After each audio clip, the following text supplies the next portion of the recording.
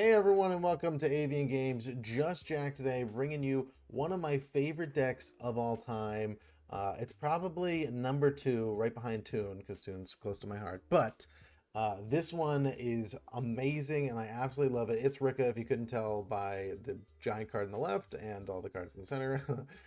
It's so much fun, and the effects are so cool, very unique with the tributing. They're kind of like kaijus, but plant girls. I mean, what more could you ask for? So let's just jump right into it. So I like to run things pretty pure, as you've probably seen, and I don't run things probably as the most meta, like gotta go into my crystalline needle fiber into this combo with, get all these tokens and all that shenanigans. So I don't run it probably the most meta possible way, but this is the way I like to play it, and I get a lot of wins out of it. So that's why I'm showing it to you, because it's a lot of fun this way. So the main staples, I would say, including the new card, which I'll go over, you're gonna want a 3 petal, 3 snowdrop, and 3 Mudan. Petal kind of gets you started every turn if you use it on the first turn, so it comes back during the end phase and searches any of your Rikka monsters. This can special summon out 2 cards, including itself. And make anything this, or make all cards on your side of the field the same level. These also lock you all into plants, and then Mudan is your searcher for any spell or trap that is a Rikka card. So those are the main ones I would say are you want to run 3 of all of them. I see people running less of this. I don't agree with that.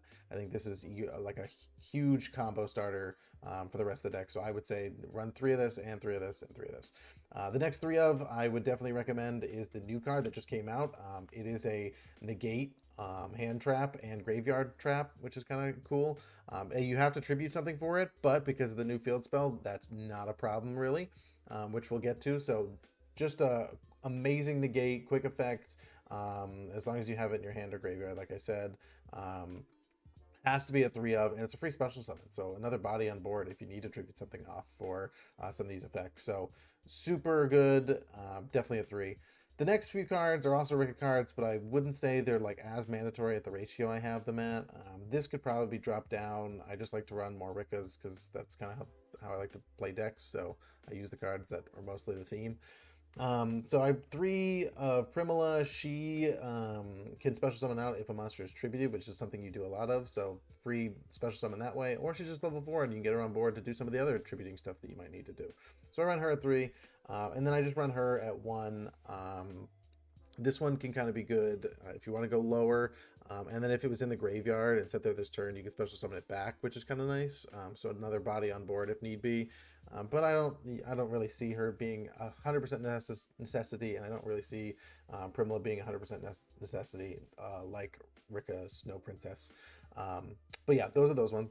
And then these 2 are kind of like hand trappies. So this one you can discard to make a Rikka card gain 1,000, and this one you can discard if you get targeted. You can negate the effect of a targeted card against a Rikka card. So tribute this from your hand or field, negate the effect, which is fine.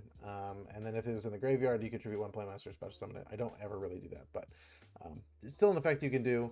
She also has a cool little effect that if a plant monster you control is tribute while in the graveyard, you can special summon it in defense. So that's kind of cool. You can pitch, and then if you special summon it during the end, or if you tributed something, you special summon it during the end phase, which is really nice. So those are all the Rikka cards. Love them. I really wouldn't change much. Maybe these, like I said, but I like these at 1 each, just for the hand trap effect, and you can special summon them out. And then these are just like level 4 bodies that you can put out to start combos, because everything's kind of high, and if you can't tribute stuff out, it's kind of gets difficult.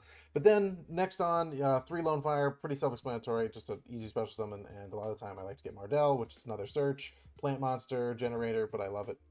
2400 big body, search any of your Rikka stuff. Next is Rose Girl, super nice card, tuner. It's the only tuner I run on the deck, and you run 2 synchros, which you don't really ever go into them, but she's another body to get on board super easily. And the only way you go into the synchros I have, I believe one is a 6 and one is a 7. So if you want to go into the 7, you can just get the 3 and the 4 out. And then if you want to go to the 6, it's really bizarre. The only way to do it, and I don't think I saved the replay to do it because it was a stupid game that I still won. I just want you to know I still won. But you can go to the 6 by doing the Lone Fire Blossom and this on the field. Maybe if this gets negated, you could do that, and that'd be fun. Or if you make everything a level 3 by using Snowdrop's effect, so you can do that. And yeah, so she's another body on board, and then she comes back during let's see, you can special summon this card from your hand. If a plant monster in the field, and this card is in your graveyard, you can add this card to your hand. So then you kind of can recur her a lot. So pretty nice. Then 3 Ash, self-explanatory. It's just Ash. I like Ash. It's better than, this deck can use some stuff. 3 Glamour. If you play the deck, this is super self-explanatory, but it's just a Rikka search of any monsters. So definitely want that at 3. I don't know why you wouldn't. Then there's 3 of the field spell. Absolutely amazing. And you also run a terraforming. But 3 of the field spell, incredible card.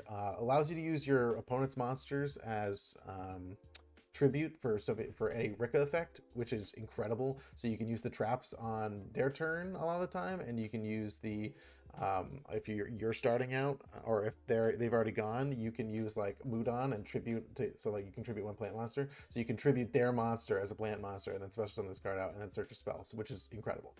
So like baby kaijus, like I said. So that's one effect. And then if you have a Rikka monster on the field, and this is in the field spell zone, you can search a spell or trap, which a lot of time I do Glamour to extend the play. So I'll be like, oh yeah, I get Petal on the field, and then I have this, so I put this on, and then I'm able to search Glamour, and then Glamour lets me search like Mudon, and then Mudon I can tribute off their opponent's monster to special summon this out, and then search something else. Super good, really great card. I definitely want this at 3, and the terraforming, which I don't think I ever drew the terraforming, but I had it just in case. This should be like this. Last Rikka spell is Rikka Flurries. Basically all this does is it's more of an extender. If this is on the field, you can, anytime you tribute a monster, your opponent tribute a Rikka monster on your side of the field, your opponent has to tribute a monster they choose, which is the annoying part of it, but that's fine. It's just a little extender that you can search out. Only one of, not really necessary anymore. Harpy's Feather Duster, just to get rid of spells and traps. You can run Lightning Storm if you want to pay for it. I have a bunch of Harpy's Feather Dusters from my collection. Just nice. You could run Regeki if you want if you're more worried about that. Really interchangeable with it, whatever you want. Same thing with Reasoning. You would change that out for something. You can probably change anything out for these 3. 1 for 1 just to get the Petal out. Sometimes I have trouble doing certain things, and I can ditch stuff into the grave that I might want for later if I want to get it out. You can also put like a Monster Reborn. So I think I ran Monster Reborn at one time. I know that's a silly thing to say because no one runs Monster Reborn these days, but I just like sometimes it gets hard to get stuff in the field, so easier way to get Petal out because she searches everything and comes back during the end phase, which is always nice. And then Reasoning, everything's different levels. So 4, 3, what is this? 9. These are 8s, 6s. Just everything's kind of a bizarre level. So I like to run that as I think there's a replay where someone calls exactly what it is, which is kind of annoying, but whatever. And then the last cards of the deck are the 3 traps. I run 2 Sheet and 1 Tranquility. Tranquility special summons from grave, and then if you tribute a monster or tribute a Rikka, you can special summon an extra one. You can use this on your opponent's card because of the effect of the Rikka Arrival. So you can tribute one of their monsters and then get 2 special summons from the grave, which is awesome. Or you can do Rikka Sheet and negate a activation of a card, so they can't activate it, which is a little slow, but that's fine. And then you can also, if you tribute one of their monsters and they happen to have another monster on the field, you can take control of that for the turn. So pretty good. That only works if you have Rikka Arrival, but you'd have to tribute your own monster if you wanted to take control of it. Sometimes they can take control of something like really massive of theirs, or if they need it for a combo play, I take control of it for the turn, and then they kind of screws up their combo, but then they get it back next turn, and I just have to deal with it. But yeah, that's the deck. Really fun. Love it. I wouldn't change much about it. Like I said, the only things I'd change are probably these 4 cards, and then if you want to change these out for certain things, you can. But I like the ratio that they're at. I think it's been really helpful. And then the last, let's look at the extra deck. It's not that difficult. I'm sure there's probably more combo pieces you could put in. I would say this is the main thing that you're going to go for like every turn. If you can, she tributes off opponent's monsters every turn as a quick effect. So I go into her, you'll see in the replays like every time. And then he's my second go-to. If you call a card and if you call it wrong, I usually say like 10,000 Dragon because I don't run that in here. You go off the top of the deck and it goes into the graveyard. And then you're allowed to detach 1 material and target 1 card of the field, place on the top or bottom. So if it's something that I really want them, or it doesn't really help them next turn and they've already used like pieces to their hand, I'll put it on the top of their deck, and then they can't do much. Or if it's something that I know that they need, I'll put it on the bottom of their deck and screw them. Then two Rikka Queen Strenna. I really liked this when it came out, but I don't run that many level 4s, and I don't really like to do the level thing to go down. But you can summon stuff from grave with this.